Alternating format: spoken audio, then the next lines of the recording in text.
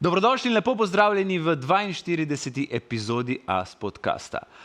Tematika se ponuja sama po sebi, Ruben Amorim je bivši. Here we go. Tine Zupan, Simon Rožman, Jože Pepevnik, pozdravljeni. Fabricio živijo. Živijo, malo sprememba, novo leto, 2016. New year, new you. Slavni Portugalec je odletel. Tine, zakaj je Amorimu odzvonilo? Jaz bi rekel, da se je odstavil kar sam. Zdaj, poleg seveda vseh teh zadev, ki so najbolj vidne, jasno, kar vidimo mi na igrišču in kakšen je rezultatski izkupiček in tako naprej in predvsem kako je izgledal Manchester United. Druga stvar je pa pač ta, kako je on pristopil k tej novinarski konferenci po licu, kjer je zdaj, kot kaže, to že ratala stalna praksa, da trenerji naredijo ta pritisk na upravo, da jih odpusti. Videli smo to že na primeru Enza Mareske pred kratkim. Amorim je preveč stvari rekel, da to ne bi imel posledic, glede na to, da vemo približno, kako funkcionirajo glave, ki vodijo Manchester United. Če mogoče kdo ni zasledil te famozne izjave, kaj je bilo preveč v izjavi Amorima za izvidika uprave? Pa šlo je logično in zelo jasno na to, da so, kot kaže, različni pogledi na januarski prestopni rok, kjer je Amorim še kakšen teden nazaj normalno govoril, da imajo oni non-stop komunikacijo glede tega, kaj rabijo in kaj bodo pripeljali januarja, do tega, da je zdaj začel govoriti, da ni nobenih pogovorov o tem in da na koncu, da je on prišel tukaj biti menedžer in ne head coach, kar vemo, kakšna je približno razlika v nekem pojmovanju tega, se pravi, kot menedžer imaš več pooblastil, tudi glede, predvsem gre tu jasno za kreiranje ekipe. Kot head coach pa se nekako to razume, da si zgolj tam zato, da ti oni igralce dajo in ti z njimi delaš. Mislim, da vemo, da te klasične neke menedžer strukture, kot je bilo v preteklosti, kot so bili Sir Alex, Arsene Wenger in te velikani prej, to ne obstaja več v modernem nogometu, ker je ta služba ratala preobsežna, ampak mislim, da Amorim jasno ni tako naiven, da on misli, da bi mogel on vse kontrolirati, ampak predvsem je, mislim, da imel on jasne zahteve, kaj potrebujejo in da se te zahteve niso srečale z odobravanjem na drugi strani. Simon, iz trenerskega vidika, mislim, da 47 tekem je Amorim vodil Manchester United v Premier Ligi na 47 tekmah. Je tebe prepričal iz vidika razvoja? Vse v teh nekaj manj kot 50 tekmah je Manchester United napredoval v taktično-tehničnem smislu? Pa, zdaj nekako od strani, ko gledamo, ali pa če gledamo, bom rekel, zelo strogo strokovno, mene osebno ni prepričal. Se pravi, situacija, v kateri je vzel, bom rekel, ekipo, normalno zaključek sezone, nekako ploveš na tistem, kar je bilo narejenega prej, nekako nihčemu ni zamiral 15. mesta, celo, bom rekel, za mene je to eno veliko presenečenje, da so si rekli, ne, mi njemu zaupamo, videli smo nek napredek v čemerkoli, čeprav po sami igri se ta napredek ni videl. Ima jasno strategijo igre, se pravi ta nek 3-4-3, zato so ga na koncu tudi vzeli, verjame v to, ampak jaz osebno nekako od prvega dneva in do danes, da bi lahko rekli, da se lahko ljudje, navijači, igralci identificirajo z slogom, katerega on želi, mene osebno ni prepričal. Se pravi, v nobenem segmentu igre ni bil nekaj posebnega, ni bil rezultatsko uspešen, ni bil po meni razvojno naravnan, da se je videla jasna strategija, da so igralci pod njem boljši. Statistični podatki to potrjujejo, se pravi, imamo na tej strani argumente, tako da nekako tudi ta medijski nastop, ki mislim, da je v Premiershipu izjemno pomemben, nekako nisem jaz skozi vse te tiskovne konference, kar sem jih spremljal, dobil občutka, da on drži vse niti v svojih rokah in zdaj, ko zapakiramo, bom rekel, cel paket, in mislim, da ta odločitev kot na dlani. Predvsem se pa tu strinjam s Tinetom, ko je rekel, da kar mi pa ni všeč pri španskih, portugalskih trenerjih, da vedno potem na koncu, ko vidijo sami, da voz ne gre več v pravo smer, vedno prelongirajo na nekoga drugega. To je zdaj pač v modi, da je to uprava, vemo pa, kaj verjetno stoji v zadju, ker če daš sam odstop, je potem bom rekel, sporazumni prekinitev pogodbe z nič evri ali z mogoče nekim malim nadomestilom, medtem ko mora uprava odreagirati, potem se ve. Tako da ta del mogoče mi na tem nivoju nekako se mi ne dopade, ga pa razumem. Jože, Simon je govoril o teh medijskih nastopih Amorima. Meni osebno so bili všeč. Meni je deloval kot tako imenovani PR selektor, znal je z besedami, dobil je tudi kar nekaj ljudi na svojo stran, tudi na račun tega, bolj kot iz vidika rezultatov. Kako si ga ti videl, kako si ga ti doživel na klopi Uniteda? Je po tvoje zamegljila ta medijska nastopanja njegovo dejansko udejstvovanje, dejansko rezultatsko uspešnost na klopi rdečih vragov? Jaz mislim, da je zanimiv kontrast, ne, med tem, kako je on nastopal na tiskovnih konferencah in v bistvu na drugi način, kako mirno je v nasprotju s tem v bistvu vodil tekme, ne, tudi velikokrat, ko je Unitedu šlo zelo slabo ali pa jim je tekla voda v grlu. Mislim, da je čustveno, da ni našel pravih trenutkov, ko je čustveno reagiral. Se mi zdi, da bi se vseeno moral v teh svojih medijskih nastopih velikokrat bolj zadržati, čeprav seveda cenimo, ne, ko imamo prenose ali pa govorimo o tem, cenimo to odprtost, ampak je bila velikokrat tudi v njegovo škodo, ne. Sicer so angleški novinarji tudi bili zelo veseli na tem, koliko je v bistvu on razkril skozi svoje izjave, ampak hkrati je bil trmast ne samo pri tem, torej taktično, kar seveda nekako vsi omenjajo, ampak je bil trmast tudi v teh medijskih nastopih, kar je na koncu eskaliralo. In zanimivo je, ker imam občutek, da na koncu ga niso odpustili zaradi slabih rezultatov, ne, čeprav so bili rezultati res slabi. United je takrat oktobra dobil 3 zaporedne tekme, potem pa od takrat 3 od naslednjih 11. In to je seveda forma, ki bi verjetno pri veliko drugih klubih v angleški ligi nekako že skoraj garantirala, da se na tem nivoju v klubu s takimi pričakovanji trenerju zahvalijo. Rubenu Amorimu so še do nedavnega precej držali štango, ne, pri Unitedu in ni bil morda glavni favorit še nekaj dni nazaj za to, da bo kot naslednji premier ligaški trener izgubil službo. Tako da ta kontrast mi je zanimiv. Se mi zdi, da ne bom dejal neka čustvena zrelost, ne moremo soditi nekoga vendarle odraslega človeka, uspešnega na svojem področju, ampak se mi zdi, da ni morda taktno izbiral teh trenutkov. Spomnimo se tistih izjav po tekmi z Brightonom takrat, da gre za najslabšo ekipo v zgodovini Uniteda, pa potem teh izjav v zadnjih tednih. Se mi zdi, da ne vem, da je preveč razkrival, da je bil netakten, no, to zadevno. Jaz zdaj še lahko tu samo dodam v tem kontekstu, se pravi, kje mogoče mene zmotil težka beseda nedoraslost, je bilo v bistvu, kjer so novinari non-stop provocirali spremembo sistema. In potem on nekako pred novinarji iskreno govori, jaz ne bom zamenjal sistema zato, da ne boste vi tisti, ki boste dobili to bitko. In potem se to dejansko zgodi in on to tekmo dobi. In potem nekako bi rekel užaljeno nastopa, zdaj pa sem zamenjal sistem, smo zmagali, pa zdaj pa vi mislite, da se pravi neko to, bi rekel, tekmovanje ali pa dokazanje, se pravi na tem nivoju menedžere Manchester United, da niso novinari ti, katerim se moraš ti dokazovati. To je pač moje mišljenje, se pravi so igralci, so rezultati, je igra. In tu mogoče on, se strinjam, mogoče šel v eno smer, ki ga je mogoče na koncu lahko udaljila od tistega fokusa, ki pomeni trener ga mora imeti, to pa so igralci in igrišče. Vse zelo podobno se je zgodilo Enzo Marescu, se mi zdi. Zelo podobno se je zgodilo, tudi on je bil v svojih izjavah pogosto nekako preveč odprt ali pa seveda kritičen, ampak moral bi biti morda bolj se osredotočati na tisto, kar se pove v slačilnici, kot pa kar se pove izven slačilnice. Velika stvar pri trenerju je seveda s kakšno kilometrino pride, ne. In tle mislim, da glavna razlika v Marescu in Amorimu je veliko v tem trenutku, da pač Maresca je trener, kateremu je dejansko Chelsea dal veliko priložnost, glede na to, da je prej samo 1 leto delal v Angliji, v drugi ligi, pa prej nekaj kratkega v Italiji.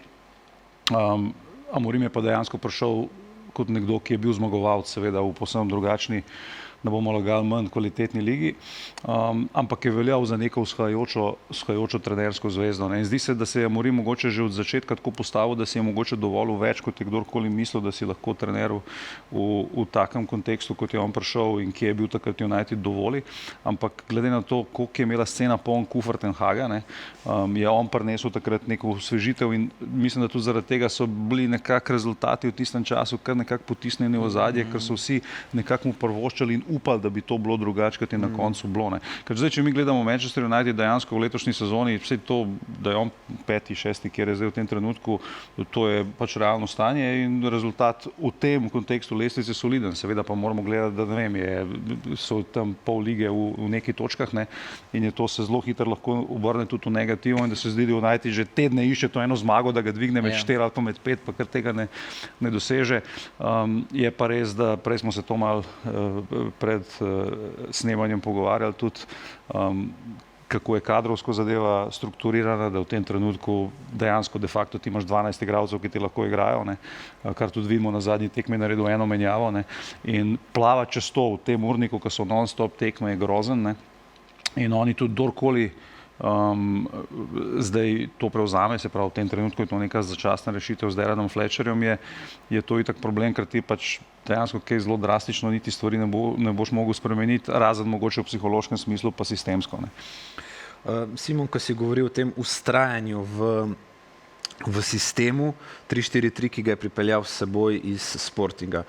Na Portugalskem je to delovalo super, bil je neke vrste hit trener, upeljal nekaj novega, izgledali so zelo dobro, osvajali, imeli strelca, ki je eksplodiral.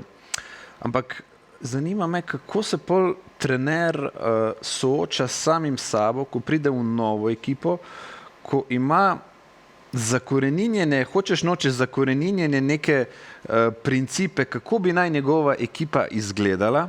Ampak ko ti prideš v to ekipo, vidiš, da en Casemiro, Ugarte, tudi Bruno Fernandes, kar se tiče faze obrambe, Kobe Mainu, da ti ne morejo teh vlog odigrati tako, kot so te vezisti na istih pozicijah v tvoji prejšnji ekipi.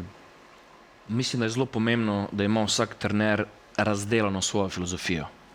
To mislim, da je zelo, zelo pomembno in mislim, da je Amorim dobil šanso v Manchester United ravno zaradi tega. Se pravi, jasna struktura igre, jasna ideja, vse jasno.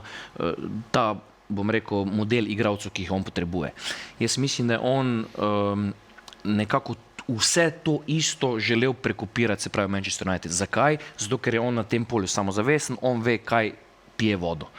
In so tudi zato pripeljali, ker je bil s tem uspešen. S tem uspešen, normalno. In zdaj je tu sledi naslednje vprašanje, se pravi, ali je uprava kluba, športni direktor, kdorkoli, se pravi, se pozanimal oziroma bil toliko vešč, da ta kultura Portugalske bo težko funkcionirala. Se pravi, nekdo, ki je izkušen v vodenju kluba, bi verjetno mogel predpostavljati, da ta model funkcioniranja ne bo funkcioniral v Premiershipu. Se pravi, Amorim se je držal po meni tistega, kar on najbolje zna in mislim, da je to po njegovi poti edino pravilno. Na drugi strani, ali so igralci, verjetno on zelo hiter videl, da ta stvar ne bo šla in je že začel, bom rekel, verjetno se malce prilagajati igralcem, ki jih ima trenutno na voljo. Takoj, ko se začneš prilagajati iz trenerskega vidika igralcem, ki jih imaš na voljo, zgubiš pa tisti del, kjer si bil ti najboljši.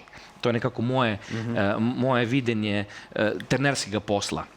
Naslednja stvar, mislim, da je Premier Liga zelo, zelo specifična liga. Se pravi, če govorimo v 12. mesecu 9 tekem, se pravi, kulture kluba, v katerega je on prišel. V čem govorim? Se pravi, Manchester United danes, če ne osvoji lige prvakov, če ni zmagovalec Premier lige, je to ni okej. Se pravi, on je verjetno prišel, mislim, da so dobili Carabao Cup, ne vem, tudi za nazaj v zadnjem obdobju s Ten Hagom, vse je to je brez veze. Se pravi, on je prišel v klub, kjer so cilji toliko visoki, da enostavno z tistim sistemom, ki je on mislil, da lahko funkcionira, ni mogel, začel se je po meni prilagajati, prilagajati v smeri, kjer mogoče tudi sam ni bil dovolj siguren, igralci na to niso mogli odreagirati, kultura kluba v zadnjem obdobju pa njemu ni šla v prid. Zato, ker tisto, kar sem malo prej želel reči, je to, da v danem obdobju to ni Manchester United, ki osvaja lovorike. To je Manchester United, ki že leta, ne vem, 10, 12, 13, 14 let ni osvojil ne Premier lige, ne lige prvakov. In ta kultura igralcev, ki so zamenjali, se pravi Ragnika, Gema nogomet, Luis van Gaala, nizozemski stil Ten Hag, nizozemski stil Jose Mourinho, rezultatski stil Amorim, se pravi, vse se to meša in zdaj ti igralci nekako se mi zdi, da tu plovejo in se nekako ne morejo znajti. Ne morem reči, da oni so bili proti njemu, jaz tega nisem nikjer zasledil, tudi po izjavah, ampak enostavno po meni ni najdu, bom rekel, te kemije oziroma ta njegov sistem, ki je na Portugalskem deloval, v Premiershipu enostavno ne deluje. Če se pa naveže mogoče na Maresco, je pa Maresca imel prednost v tem smislu, da je on deloval v Premier ligi. Se pravi, on je bil pomočnik Guardiole, on pozna sistem, pozna ligo, ve, kako je iti prvega igrati v Sunderland, karikiram pa, kak je iti z vlakom in tako naprej. To so vse stvari, ki trajajo nekako adaptacijo 6 mesecev, mogoče celo 1 leto. In nekako liga ti ne pusti 1 leto adaptacije in on mislim, da je tu nekako začel z jasno strategijo, tako kot mi vsi trenerji. Pridemo zelo samozavestni, jasna strategija, vse to bo šlo po moje in ko se to nekako gre v eno drugo smer, se začneš prilagajati, zgubiš sebe in potem tukaj se zelo veliko naredi, tako kot se naredi njemu. Recimo, kaj je zanimiv kontrast? Ne? Zanimiv kontrast je to, kako se je Xabi Alonso, še en trener, ki ima težave na svoj način, mogoče na neki relaciji z upravo, bomo se pa mogoče tudi dotaknili malo tvojih osebnih izkušenj. On je v Leverkusenu, vemo, funkcioniral s tem sistemom dejansko na drugačen način, sicer funkcionirajočim kot Amorim po Unitedu, se pravi 3-4-3, ampak je dejansko, ko je prišel Real Madrid, na začetku je bilo debata, bo igral ta sistem in na klubskem svetovnem prvenstvu ga je celo nekaj probaval, ne? Ampak zdaj, ko je prišlo zares, pa liga pa to, je pa on šel na 4, ne? In se načeloma se prilagodil tudi pač temu, kar imaš na voljo, ne? Ampak je pokazal v tem smislu neko drugačno fleksibilnost. Pa si pa skozi zdaj, valjda, mi se mi zdi, da smo v dobi, kjer najbolj nekako so izpostavljeni vendarle neki dogmatični trenerji. Se pravi, to je moja pot, ne, tako bomo igrali in ne. Čeprav recimo mogoče, da se je to na nek način začel v modernem času z Guardiolom, ampak Guardiola vemo, da je ekstremno fleksibilen trener, on je nešteto inovacij uvedel, ne. Ampak zdaj posebej pa ti tukaj vprašaš, ne, a si res ti pol nehal biti ti, ne, če ne igraš to, kot si ti rekel, ne. Amorim je dejansko bil uspešen na ta način in zato je tudi dobil Manchester United, ne. In zdaj, ko ti načeloma začneš v tem zgubljati samega sebe, a ti sploh to verjameš v to, kar dejansko delaš, ne. In to se jaz tudi pri Alonsu sprašujem, a je on srečen, da mora igrati na ta način, ali je njegova nogometna ideja drugačna, pa zdaj proba plavati čez to in načeloma se nekako zadeva nič. Jaz vidim, da je širok. Jaz vidim to kot trenersko širino, fleksibilnost, biti pripravljen se prilagajati, ker hočeš, nočeš, fuzbal je tako živa stvar, da se ti moraš prilagajati. V končni fazi, kaj se je zgodilo v Amorimu, 3 zelo pomembni igrači in najboljši igrač se ti je poškodoval, 3 so šli na afriški pokal, kaj pa zdaj? A zdaj še zmeri ustrajati togo v svojem sistemu in furati to, če pa ti nimaš na desnem krilu več enega levičarja, da bo hodil na noter, ker sta ti oba šla na afriški pokal, kaj pa zdaj? In jaz to prilagajanje, ta fleksibilnost trenerja, da se je zmožen prilagoditi dani situaciji, jo že jaz to vidim kot neko dodano vrednost. Je, ampak če se vrnemo na začetek, meni se je že od začetka zdela ta poroka Uniteda in Amorima malo nenavadno, ne, se spomnimo, da je takrat Amorim celo zahteval, da bi torej sprejel službo, ampak šele s koncem sezone. Ne, kar bi bilo pametno za njega. Ja, kar bi bilo verjetno pametno, takrat je potem moral sredi novembra priti že v slabo rezultatsko situacijo. Se mi zdi, da je na koncu, čez nekaj let se bomo samo še pogovarjali o teh rezultatih, ne, ki so pač, on ima 15-20% slabši učinek zmag kot vsi njegovi predhodniki, kar je res to res bode v oči. Ampak dejansko se mi zdi, da je to, kar je on nekako sproduciral, rezultati, ki so potem na koncu nastali, so bili premalo obetajoči za to, da bi mu vodstvo kluba namenilo še toliko in toliko prestopnih rokov, še toliko in toliko denarja, ker on vedno ponavljal, rabimo čas, rabimo ukrepitve, da bo pač ta 3-4-3 deloval točno tako, kot hočemo. Jaz mogoče, da se ne pogovarjamo samo o sistemu, naprimer 3-4-3, 4-2-3 sistemsko, se pravi tudi v samem modelu. Nekako sem si vzel čas in skozi obdobje, res da dokaj hitro, se pravi, jaz danes ne vidim v Manchester Unitedu, če govorimo v prvi tretjini terena, kateri so ti vzorci, ne glede na sistem.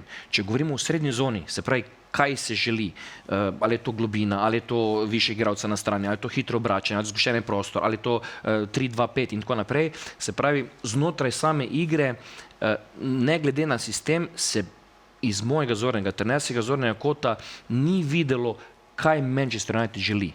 Se strinjam, fleksibilnost trenerja z neko jasno idejo, lahko se sistemsko spreminja, ampak če bi, bom rekel, rezali zelo analitično stvari, mene Manchester United napram Mareski, kjer se je pa videlo, kaj želijo delati v prvi tretjini, kaj želijo delati, potem manj uspešno, bolj uspešno, zadetek plus, zadetek minus, pa potem rezultate te lahko nagradi ali pa ne, ampak je bil model zelo jasen.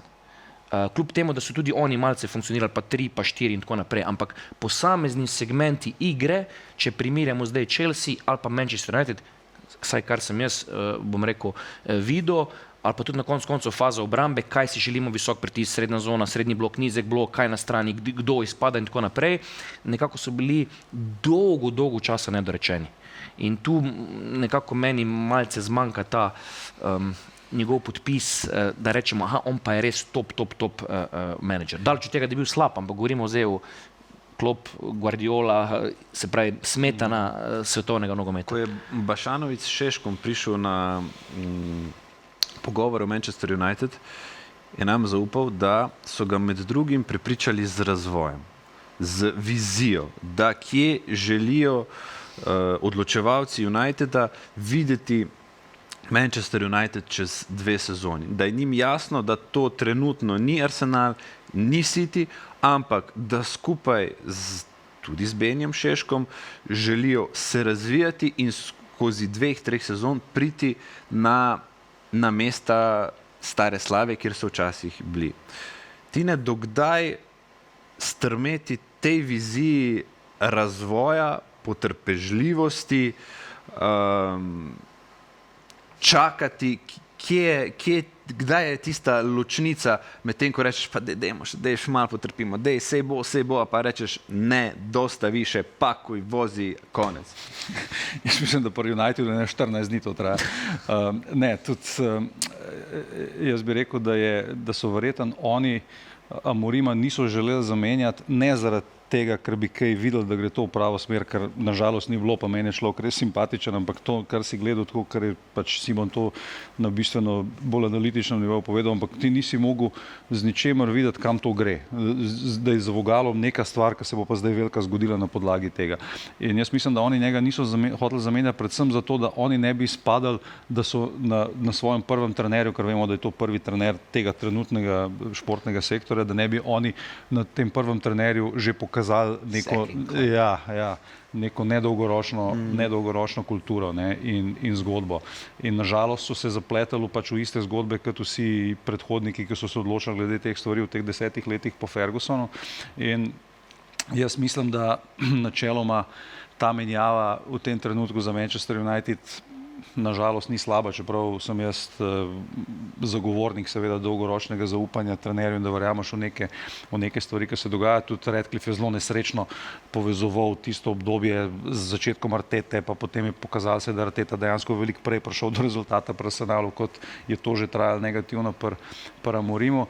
In to gre od trenerja tudi seveda na individualne igralce, ne. In vemo, da je bilo že v preteklosti veliko nekih velikih projektov pri Unitedu v teh zadnjih 10 letih pa načeloma nobenega niso pretirano dolgo čakali, ker enkrat, ko padeš v ta mlin, pa ta mlin začne mlet, to te izpljune. Ne. In če nisi in enkrat, ko se ta stroj zalaufa, da se v bistvu začnejo samo še bolj norčevati iz tebe, ne, kar se je Morimu ni toliko zgodilo, ker mislim, da do funkcije trenerja je več spoštovanja, ampak vemo, da je bil on neskončen produkt teh internetnih mimov in tega. Ampak Ten Hag je bil večji klovn kot, bolj so se norčevali iz njega kot iz Amorima. Ja, mogoče na drugačen način. Ne. Amorim je imel neke take, pa tisto mešanje kvadratkov proti Grimsbyju, pa kako je sedel, pa vse te neke stvari včasih je malo zgledal kot v kafani, ne, ob robu igrišča.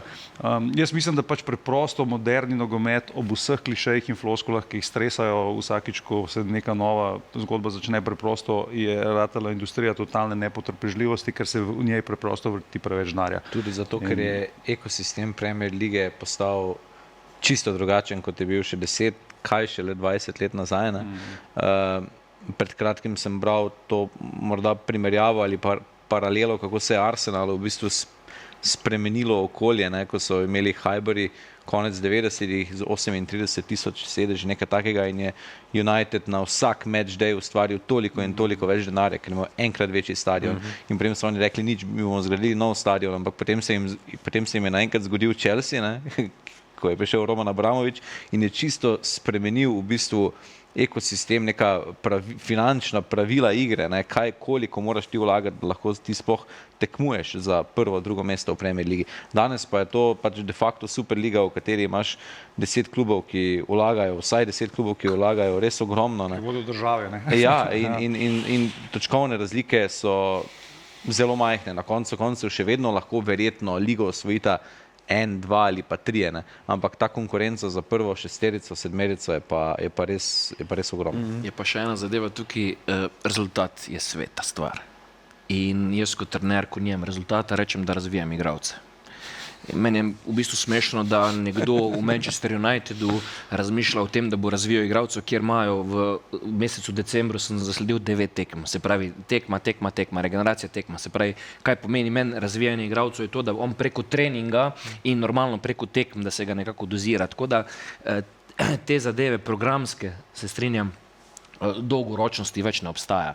Tako da je to samo en kliše za medijski svet, ker na koncu se ne čaka ne trenere, na koncu se ne čaka ne igralca. Tako da jaz te stvari, ko govorijo v največjih klubih, govorim, da so razvojno naravnane, da so dolgoročno naravnane, za mene osebno ne pijejo vode. Samo še ena paralela, ne, koliko drugačen je ekosistem Premier lige. Manchester United bi bil za torej, ne vem, zmago 2 na 4. mestu, recimo, kaj takšnega bi vsi rekli, super, v redu je, če bi to kazalo na končno uvrstitev Ligo prvakov, bi bilo super, ne. Na drugi strani pa recimo en Bayern, en madridski Real ali pa Barcelona, ne, kjer igrajo v bistvu precej zoženih, kakovostnih, ne, teh okoljih, pač tam trenerja ne bi gledali, če bi bil 3, ne, po polovici sezone, kaj šele 6, 7, 8, ne. 15. Ja, kaj šele 15, ja. Tako da se mi zdi, da tu, ko ljudje rečejo, ja, pa ne, to se ne bi zgodilo, ne vem, v Münchenu, v Madridu, Barceloni, seveda se ne bi zgodilo, ne, ker pač so enostavno ekosistem tako drugačen, da ni primerjave. Mogoče najlažji, lih to, kar je Jože govoril, pokazatelj tega Antoine Semenyo, ne, se pravi, ena najbolj vroča tema zdaj na področju januarskega prestopnega roka, on ima odkupno klavzulo 65 milijonov, ne. In to je vsa liga skočila top, to je džabe. V katerikoli ligi je to prestop, ki ga razumeš, noben ne more plačati. Tle pa, kdo ga bo dobil, ker je človek praktično zastojen. Minhenski Bayern ni želel Voltemadeja plačati približno toliko, recimo.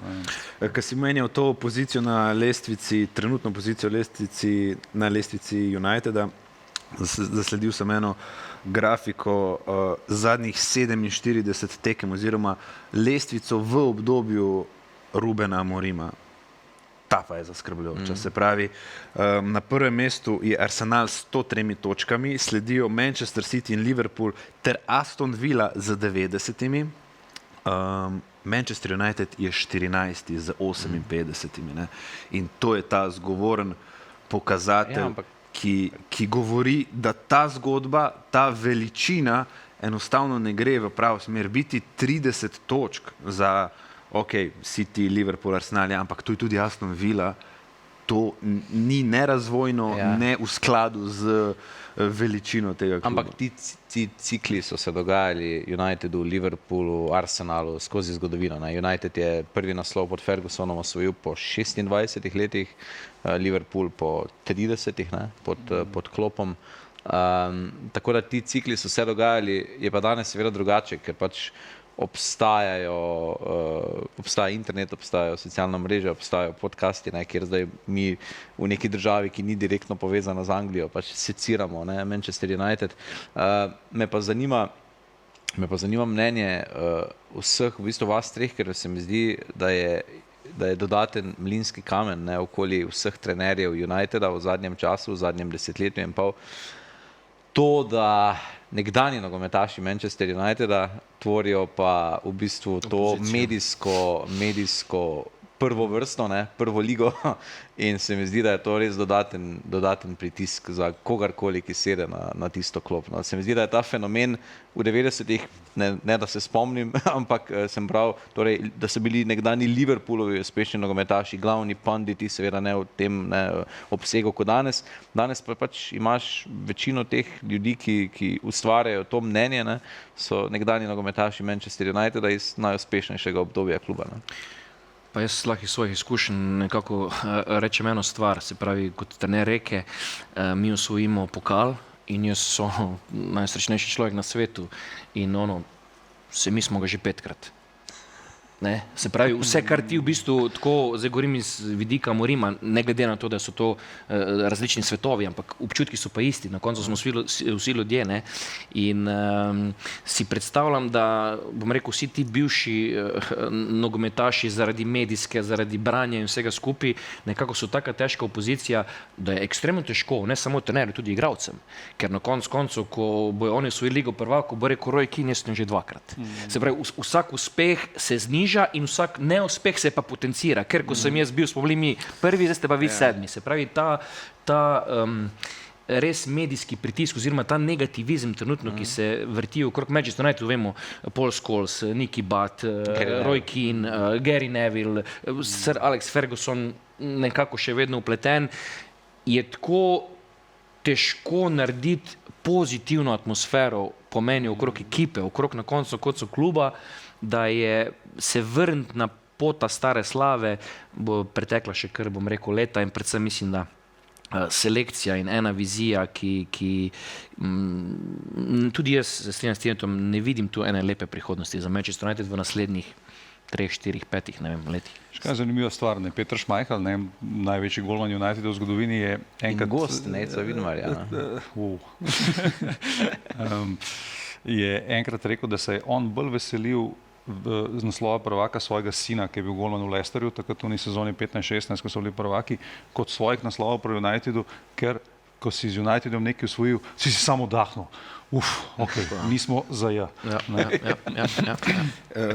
Da še jaz odgovorim, kar se tiče teh legend, zelo, zelo močen lobby so ustvarili strici iz ozadja, ki držijo marsikatero nit in vsi te našteti bivši igralci, ki so se zdaj v tem medijskem svetu, gledajo tudi nase. Se pravi, gledajo recimo temu na svoje rejtinge, gledajo na svojo odmevnost, na svojo moč besede.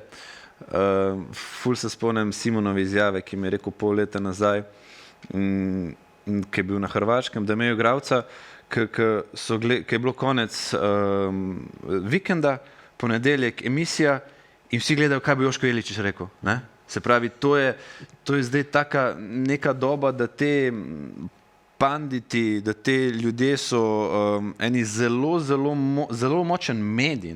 Se pravi, opinion makeri, ki vplivajo veliko bolj na sam nogomet, kot si mi mislimo, v končni fazi tudi na slačilnice, če gledamo zdaj iz Simonovega primera. In to je nekaj, kar je pa v Manchesteru še posebej problematično, ker to so pa res veliki fantje, Roy Keane, Gary Neville, Schmeichel in druščina udarijo po tebi, to boli in to ne more prenesti vsak. Meni je tu mogoče zanimiva ta zgodba, da ob vseh teh prebiranjih nihče se ni lotil ali pa v manjši meri uprave in športnega direktorja. Se pravi, nisem jaz zasledil, da je bilo toliko v selekciji. Zdaj primer, ti prideš v mesec december, kjer imaš ogromno število tekem, imaš pa 3 igralce, ki so eni najpomembnejših v tvoji ekipi, ki grejo na ta afriški pokal. Se pravi, v tej smeri bi nekdo mogel razmišljati meseca avgusta. In to sigurno ni samo trener, ampak je tudi športni direktor. Se pravi, tu meni nekako prevečkrat, zdaj bom rekel, malo zagovarjam svojo stroko, se tisti ljudje, ki so nad tabo, se premalokrat omenjajo, pa so zelo, bi rekel, veliki krivci ali pa imajo veliko zaslugo. Se pravi, jaz se nekako spomnim prek teh dokumentarnih filmov o Manchester Cityju. Se pravi, vsi sestanki, kjer je Guardiola že stokrat rekel, jaz ne bom več znorel in tako naprej, pa so bili ljudje iznad njega, ki so ga umirili, ne, ti si pravi in tako naprej. Se pravi, mislim, da je ta cela rdeča nit od igralcev preko trenerja do same uprave, ta enotnost kluba. Ni v sozvočju, ni. In točno to. In ta del mislim, da loči dobre in zares vrhunske. Ker imamo dobre na posameznih segmentih in imamo po meni dobre bom rekel, na celi spirali in tu jaz mogoče malo zamirim vsem tem panditom ali kakorkoli že, da nekako se pa ne lotijo samega kluba v smislu strukturiranih stvari, se pravi, da se tu iščejo, bom rekel, samo argumenti, ne govorimo zdaj, kaj komu paše, ampak na primer argumenti. In moj argument je že ta, se pravi, da se ekipa sestavlja z igralci, ki veš, da bojo decembra na afriškem pokalu, ti staviš na te 3-4 igralce, ki so ti zelo pomembni v ekipi, je za mene selekcionirana napaka. V bistvu tako je, da je ta pač to, kar je omenil Simon. Manchester Cityjeva struktura je zagotovo najboljša na svetu. Jasno pa je, da je nek lim, ki to vse skupaj drži Guardiola, ker imaš toliko uspešnega trenerja, ki je seveda bil obdan z ljudmi, ki jim zaupa in praktično ga servisirajo na razne načine, ker je on pač glavna figura projekta. Po drugi strani pa Manchester United v tem smislu sestavljen iz ljudi, ki so bili poleg Amorima, ki je bil recimo glavni del tega neki 3-članske ekipe, kjer sta Omar Barada, ki je generalni direktor, in Jason Wilcox, ki je zdaj športni direktor, to so vse ljudje, predvsem te funkcionarji, ki prej, oba sta pač bila v Manchester Cityju, niso imeli te glavne vloge, ki te imajo tle. Se pravi, se tudi oni dokazujejo na tem nivoju, da so sposobni, to so ljudje, ki so zelo cenjeni znotraj industrije in tako naprej, ampak vodilne pozicije in pozicije odločevalcev so pa povsem nekaj drugega. In zdaj ti v temu se dokazovati, dejansko je bil Amorim nekdo, ki je imel najboljše rezultate v smislu na področju svojega dela, če gledamo celotno strukturo. Ampak ta struktura, tako je pa Simon rekel, mora pa tudi sebi varovati hrbet. In na koncu si ga zavaruješ tako, da odrežeš tistega, ki je obraz tega in vse strelja se nanj, ker je on na tedenski bazi na novinarskih konferencah. Te ljudje, to je pa znano v angleškem nogometu, iz vrha kluba ne dajo intervjujev, ne hodijo na novinarske konference in tako naprej. In je to situacija, ki je kar precej, ne bom rekel nejasna, ampak kompleksna v smislu tega, da zdaj se pa že tudi vse več, predvsem v teh kredibilnih angleških medijih, spet vse bolj upravlja, kaj boste pa vi zdaj naredili. In te strukture bodo na veliki preizkušnji, po mojem mnenju, tudi z Brunom Fernandešem. Vemo, da v izjavi, ki sta jo dala tako Bruno kot Ruben Amorim pred časom, je Bruno rekel, da je eden izmed glavnih razlogov, zakaj je ostal poleti v klubu, zato ker ga je prepričal Ruben Amorim, ker si ga je on želel v klubu in ki sta sodelovala zelo dobro. Bruno izgleda zelo dobro, goli, asistence. Kaj pa sedaj? Bo, Jože, po tvojem mnenju, bodo vodstvene strukture Uniteda spet na preizkušnji, da zadržijo svojega kapetana, potem ko so poterali njegovega portugalskega prijatelja? Ja, saj oni so ga želeli, ne, mislim, upali so, da bi pa morda sprejel kakšno ponudbo iz Saudske Arabije in napolnil tudi blagajno. Ne vem, se mi zdi, da je to vse odvisno od tega, za koga se bo zdaj United odločil v naslednjih tednih, mesecih ali pa čez pol leta. Se mi zdi, da bo tu usoda Bruna Fernandeša ena od alinej ob pogovorih tudi z potencialnimi novimi trenerji. Tako da kakšna je tu zdaj ali si, ne vem, Jason Wilcox in pa Omar Berrada, pa morda tudi United ima tudi Director of Recruitment, ne, tega Nemca Vivela. Ali si oni predstavljajo še naprej sobivanje z Brunom Fernandešem v tej ekipi, to bo zdaj v naslednjih mesecih, tednih, jasno. To je ena športna zadeva, druga stvar je pa potem stvar financ, se pravi, kdo te igralce vodi, se pravi, mi vemo, da vse te največje zvezde vodijo mogoče 3-4 največje agencije na svetu in zdaj, bom rekel, karikiram, želel bi, bom rekel, približati, kako težek je trenerski posel. Se pravi, lahko vse štima, ampak samo zato, ker je Bruno Fernandes od človeka, ki ne paše bom rekel, v štih z samim trenerjem, nastane problem. Se pravi, ni nastal problem niti na dnevni bazi, niti na bazi igranja, neigranja, niti na bazi trenažnega procesa, modela igre, ničesar, ampak samo na bazi dejansko politike. Če nekako zapakiramo v koncu, se pravi, nekih teh političnih stvari, kjer si pa ti kot trener, verjemite mi, iz prve roke zelo nemočni in to je ena, bom rekel, velika težava. Glih to me zanima. Se pravi, mogoče še Chelsea, še malo boljši primer iz tega vidika, biti trener, strateg, taktik, vemo, da že nekaj časa ni to več dovolj, da moraš biti še retorik, imeti karizmo in vse te stranske stvari, ki obdajo. Dobro, da si lep. Tak, vse te stvari, ampak v zadnjem času pa postaja pomemben segment tudi ta, da si politično izobražen, da ti znaš z enim Toddom Bowleyem, da znaš na nek političen način funkcionirati, da mu itak ne ve to, kar si ti govoril, prva tretjina, druga tretjina, po boku, tranzicija, itak mu ni jasno, ampak da ga ti znaš na nek šmekerski način malo potrpati v Amerikančka, pa reči, da obdržiš službo v končni fazi. Ne? Kako iz trenerskega vidika ta dinamika poteka? Za vse trenerje je veliko lažje, kot ti razumeš, da je šport danes entertainment business. Se pravi, jaz nekako z svojimi začetki, ko sem to začel, sem imel strogo športno, strogo tako, kot so nas učili, sistematično in tako naprej. Bil si naivan, ne? Pa mogoče celo bi rekel najbolj odprt, pa tako, nogometni romantik. Se pravi, veliko lažje ti je, ko ti spoznaš, da je to za nekoga, ki vlaga milijone, milijarde, entertainment business.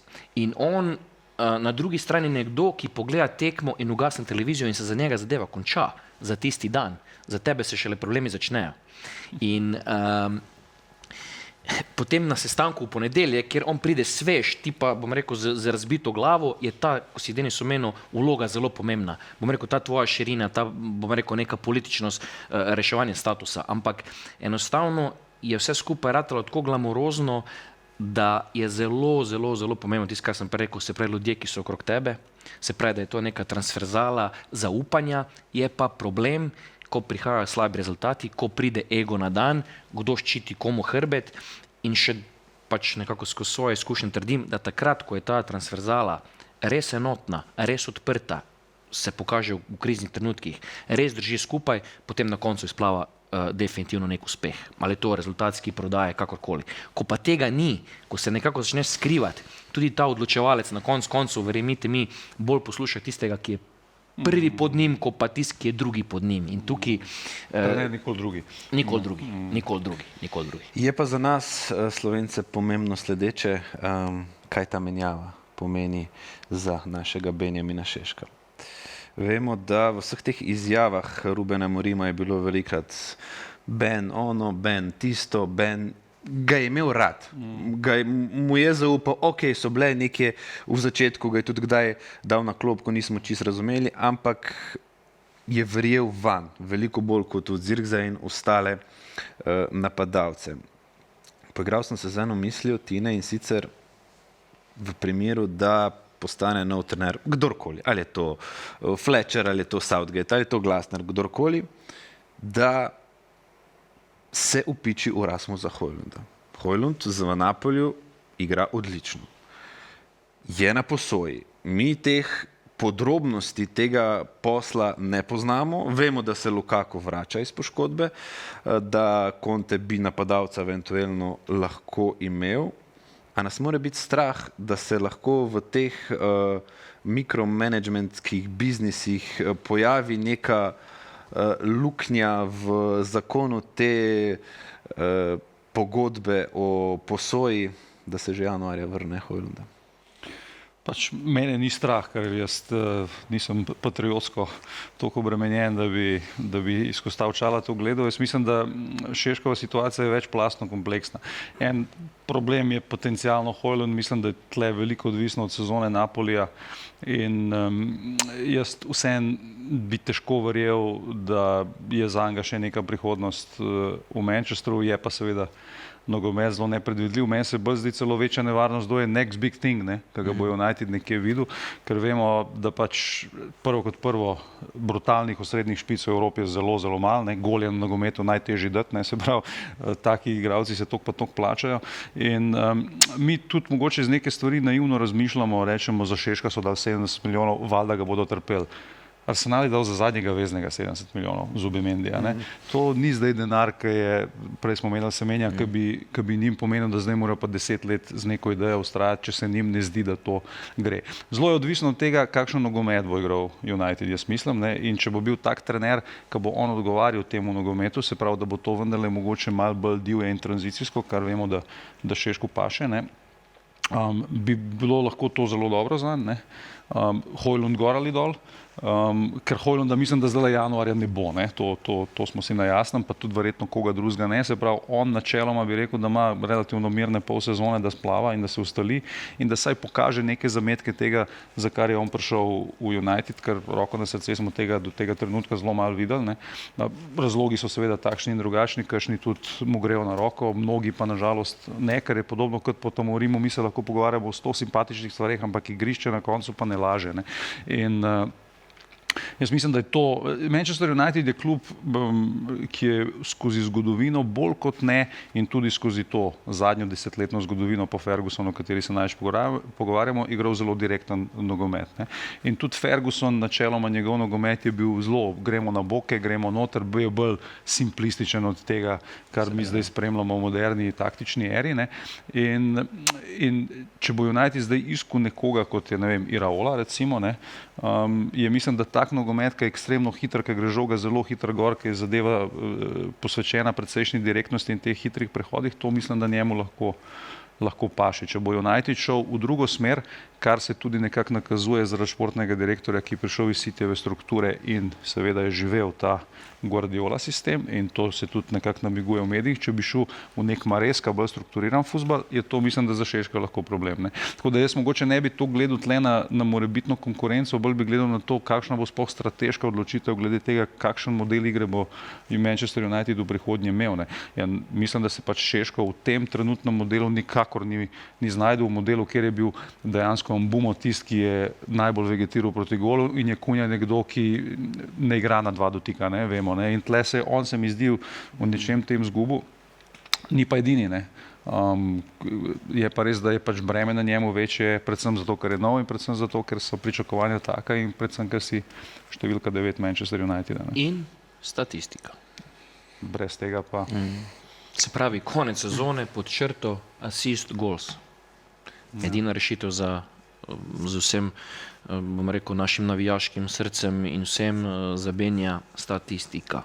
Ker soočajo se s problemom, ne samo Joker se sooča z istim problemom v Arsenalu, kritike so na zelo podoben način, sam je Arsenal toliko uspešen, da pač tega ni toliko izpostavljeno, zato ker pač so kritike tudi na individualne igralce posledično manjše. Imamo primer Floriana Wirtza, ki se je zdaj, druga pozicija, zdaj začel prebijati, vemo, kaj se je z Isakom dogajalo. Se pravi, ne govorimo samo o tem, da mi se seveda predominantno ukvarjamo s Šeškom, ker je pač Slovenec, ampak generalno je pa to, je pa mnogo primerov v ligi v tem trenutku, kjer pač igralci ne dosegajo teh nekih kakovosti izvedbe napram ceni, ki je bila pač za njih. In tu bo mogoče ta zgodba, ki si jo Denis prej omenil, zanimiva, ko smo se pogovarjali, o tem se lahko pogovarjamo na koncu sezone, ali je ta stvar razvojna ali ni. Se pravi, v primeru Benjamina Šeška še dal 5, 10 ali pa nič golov, se bo videlo, ali je stvar naravnana razvojno, kar jaz, bom rekel, se ne strinjam s to trditvijo, kajti moje mnenje je, da bo težko preživel sezono z enim ali dvem zadetkom. Se pravi, tu bom rekel, to pol, ko se položijo karte na koncu sezone, bomo rekel, mi danes za to mizo imeli prav, da so pomembni goli, pomembna je statistika in da bomo rekel, vse te floskole v dolgoročnosti, razvoju in strategijah, bomo rekel, padejo v vodo. Tega ni. Malo smo se že dotaknili, kako naprej. Pa če gremo zdaj v malo imaginarne sfere. Simon, imaš prijatelja v tujini, trenerja, ki dela odlično zgodbo v enem razvojnem klubu, podobno kot Xabi Alonso, recimo temu z Bayer Leverkusenom, in on tebe po našem podcastu pokliče in reče: Simon, prijatelj, klicali so me iz Manchestra, da postanem trener, do konca tedna imam čas, da se odločim. Kaj bi mu rekel? Vzmi pare, bi mu rekel. Pa ni, mislim, to je, bom rekel, zelo, enostavno so to stvari, ki jih ne smeš izpustiti z rok. Enostavno, ja, analiza naša, bom rekel, skupna je, da je situacija v tem trenutku resnično težka. Ampak po drugi strani mi trenerji smo, bom rekel, taka potrošna roba, da vsaka situacija na takšnem visokem nivoju, govorimo o ne vem, top 20 klubih v svetu in tako naprej, kakšna so tu imena, tu ni za razmišljati. Zdaj, kak potem tisti korak naprej, podpiši in bomo potem brige imeli potem naprej. Ampak v danem momentu, kdorkoli bo to prišel na to mesto, ga po meni ne čaka nič kaj, bom rekel, niti pozitivna atmosfera, niti okolje. Je pa res, da se navežem, da mogoče s tem se v tem primeru uprava izpostavlja.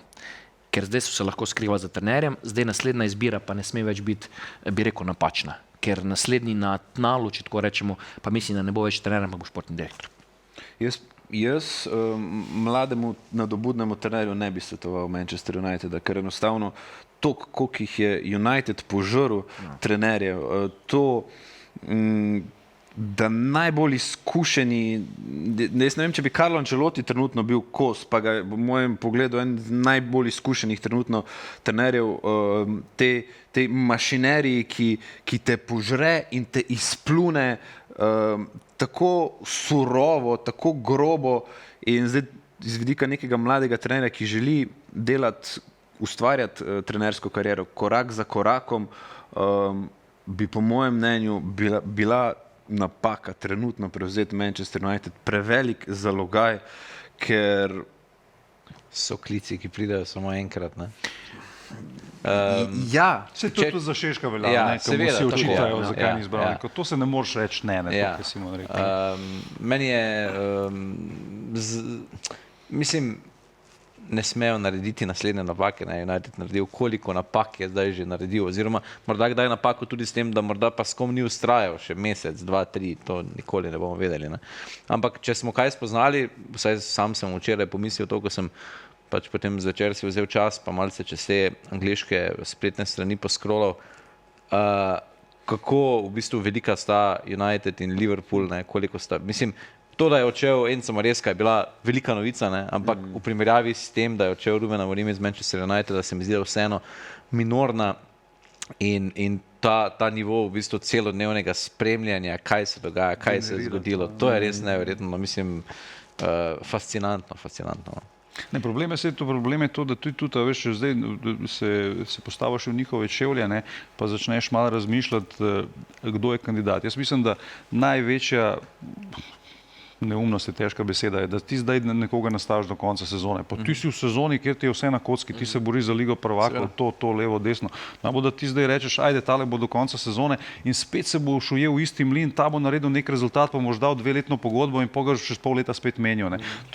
Težko pa zdaj ti, če pogledaš neko evropsko nogometno prizorišče, koga boš dal, ne? In valjda zdaj neke ideje so, jasno, a bodo to te neki progresivni trenerji, ki že delajo v ligi, ampak realno niso še nič osvojili, ala Iraola, ala Marko Silva, ala te fantje, vidimo, kako se je Tomasu Franku obračal v Tottenhamu. Če pa ti gledaš velike evropske klube, Hansi Flick ne bo prišel, Xabi Alonso ne bo prišel, Luis Enrique ne bo prišel, Inter, Christian Kivu, kdo njega hoče sploh, Vincent Kompany ne bo prišel, Niko Kovač, razumeš, da ti da rečeš, vzel bom enega iz teh velikih klubov, tudi to sploh ne, da bi te sploh bili opcija. Edini recimo iz tega bi jaz rekel, da je De Zerbi, ne? Če gledaš to. Jaz mislim, da je De Zerbi sicer preveč eksploziven za to, kar oni hočejo, ampak mogoče pa to res nekaj tazga, kar rabijo. Je res, da je bil tudi Amorim takšen, ne? Ampak De Zerbi ima vendarle neko, se mi zdi, že zgodovino, kot je prej za Maresko rekel Simon, funkcioniranja v ligi, ima neke ekstremne ideje, ki lahko mogoče nekoga prebudijo. Odstop je totalen, jaz bi dal njega. Zelo dober komentar sem danes zjutraj videl, da, ker se je tudi omenjalo Čavi, oziroma Darren Fletcher zdaj, ne, nekaj časa in potem Čavi, nekdo napisal, ta dva bi jaz do kar v zvezdno vrsto igrati.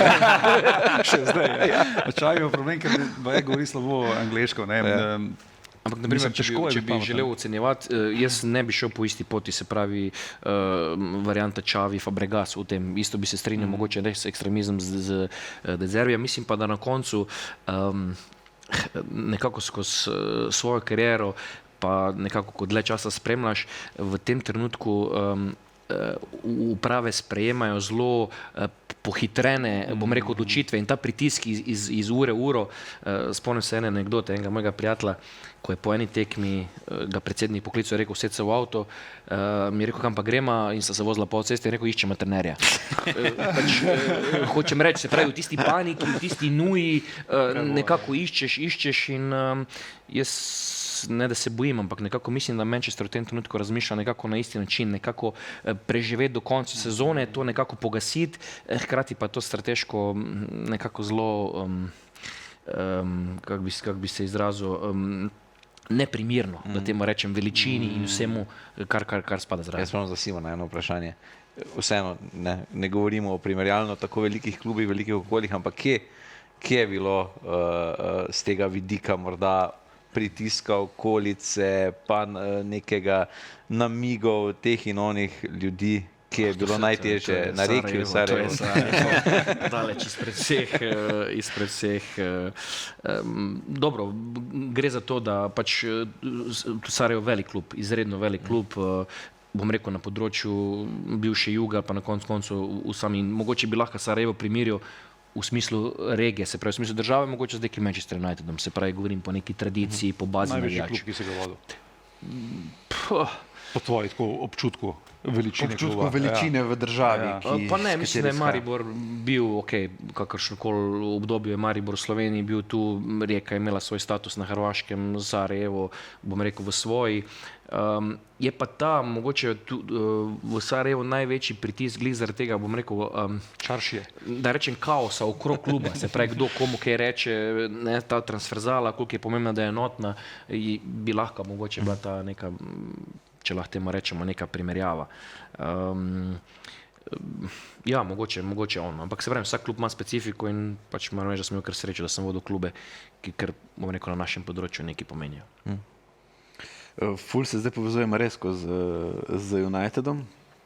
Sam sem se pa poigral z eno drugo mislijo, potezo. Se sam igraš. In sicer, da... Ampak bila je zanimiva, ne, ta govorica, da naj bi pač Mareski odklenkalo pri Chelsea, tudi zato, ker se naj bi pač preko nekih posrednikov pogovarjal o tem, da bi nasledil Pepa Guardiolo pri Manchester Cityju in da pač seveda ljudem v Londonu je bilo to noro. Ne? Ampak jaz mislim, da bi Amorim ful dobro funkcioniral v Chelsea. Z unimi Američani. Ful dobro. Idealno. S to ekipo, Američan po svoje blesov, Amorim po svoje blesov, uni mulci ful vodljivi, ful potencijala, Caicedo pa Fernandez pa Enzo bi mu podelala te njegove vezne naloge in jaz mislim, da bi to mal bi bil odmaknjen od tega, tako kot je rekel Chelsea, ni United, nikoli ne bo United, mal bi se zainatu, proti Unitedu bi ful dobro igral, jaz mislim, da bi to lahko bila zgodba v uspehu. Nekje bi 3 štoparje najdel sicer tam v Chelsea, še 2 težko najdel v zadnje čase, ampak ja, veš kaj je bila ena prva naloga Tuchla, ker so te Američani prišli v klub, je bila, da jih je mogel prepričati, da ni dobro, da vzamejo Cristiana Ronalda, ne se pravi, to je način razmišljanja, ampak se vidimo, tudi v Chelsea, v katero smer gre, se pravi, oni bodo promovirali, kot kaže trenerja, ki gre skozi njihovo prijatelja, linijo, Adjuna multiklubsko zgodbo in vemo, da so tle pač ideje o nogometu nekaj čisto nasprotnega k temu, kar nogomet v bistvu je. Ne? The game is about glory, je ta sloviti slogan Tottenhama, se pravi slava in uspeh je najbolj pomembna, ampak mi smo v teh komercialnih časih ujeti v to, da je pač najbolj pomembno to, koliko je nekdo stane, za koga boš prodal in trener pa šuti, pa deli, pa razviji tele naše potencialne produkte. Ne. Mogoče bo pa Enč Postecoglou še tretji klub prevzel v tej sezoni. Ne? Je pa mogoče res to, kar si omenil, naprimer moja izkušnja z Maresko, ali se za hrbtom pogovarja z Manchester Cityjem, podobno se je nam naredil z Arnejem Slotom, se pravi, mi z Rijeko gostujemo v AZ, on je bil trener AZ Alkmaarja in dan prej, pred v bistvu tekmo je prišla novica, da se je on na skrivaj dobil z predstavniki Feyenoorda, res na koncu so se to tudi dogovorili in isto sekundo, se pravi, ko je medijsko prišlo ven, da je on bil v pogovorih se pravi s Feyenoordom, isto sekundo je dobil, bom rekel, odpoved strani AZ-a, tako da tudi jaz imam iz svojih, bom rekel, trenerskih dosedanjih izkušenj to zgodbo, da ko nekdo, če je to, bom rekel, ta zgodba na nekih resničnih temeljih, uprava vedno odreže v isti sekundi. To je to. Hvala, dragi gostje, za vaš čas, za vaša mnenja. Že jutri, v sredo, pa nadaljujemo v prvi vrsti 20:45 s spremljanjem našega, vašega Manchester Uniteda na ponovno zelo težki bitki, tokrat proti Burnleyju. Hvala.